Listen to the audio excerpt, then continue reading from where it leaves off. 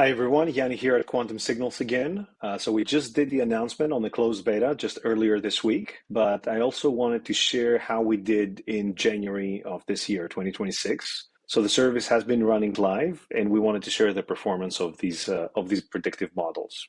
Okay, so this is what the results look like. So this is just for January, and obviously January by itself and any month by itself is not statistically significant.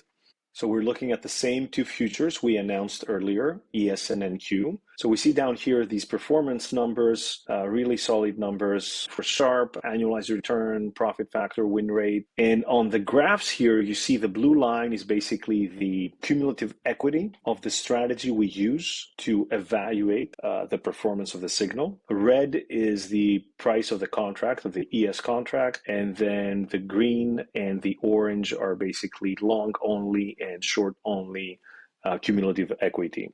So if you want more details on what kind of strategy we use to evaluate this performance and how do we get these results, these Sharp ratios and the annualized returns and so on and so forth, you can go to our website. So you can come here to quantumsignals.ai and click on benchmarks here. And here you can see all the benchmarks we've published. So this January 2026 tile gives you more detail on the results that I just shared, but you can also find essentially a 3-year benchmark here that goes back to 2023. Okay, so this is it in terms of the performance for January, but I also wanted to show specifically what happens during the day. What are we predicting during the day, and how does it correlate with what is actually happening throughout the day for one of these futures contracts? So what we're looking at here are 5-minute candlesticks for the ES contract on January 29th. And we see here that at 4 p.m., the price is 6,988. So I'm pointing this out because 4 p.m. is when we consider that basically we exit all positions that we've taken throughout the day. The other element of the strategy we're using to evaluate this is that we take positions basically every 5 minutes. So we take either a long position or a short position every 5 minutes, and we exit all positions at 4 p.m.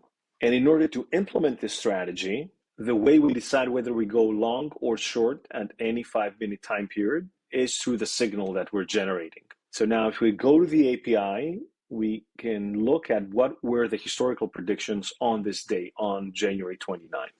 So I'm now here in this Python notebook, and it's actually very simple to extract historical predictions from our API. You can essentially provide the model name and the symbol name, and then you can give it the specific dates that you want to get the historical predictions for. So I have specifically January 29th here again. I'm going to run this, and I'm going to get this information. So I have UTC here for the timestamp, and I have the prediction that the model generated, and I also have the actual label, what was actually the trend between this minute and the 4 p.m. price. So I can scroll down here and I see these prediction labels, and 2 means up. So basically we are predicting pretty much throughout the day that for any given timestamp, right? And this is again UTC time, so it's 16:48, so -5, that's 11:48 a.m. Eastern time. Between this timestamp and the 4 p.m. mark, the price is going to trend upwards. This is what this 2 means, so it makes sense to take a long position at this point. So if I go back to the candlesticks chart, I see that this is pretty much true. For pretty much most of the day, we see that I can take positions at any given point in time. I can take long positions, and if I were to exit them at 4 p.m., I would make a profit. So you can use our signal raw, just like I showed here on this very basic intraday strategy. You can also use the signal with an existing edge that you're trading, and the signal can act as a filter, essentially reinforcing when you enter and when you exit positions. Or you can use the signal in combinations with other signals, other models you might have built internally. This is what I wanted to share today. We'll keep updating our performance reports. Thank you very much for watching.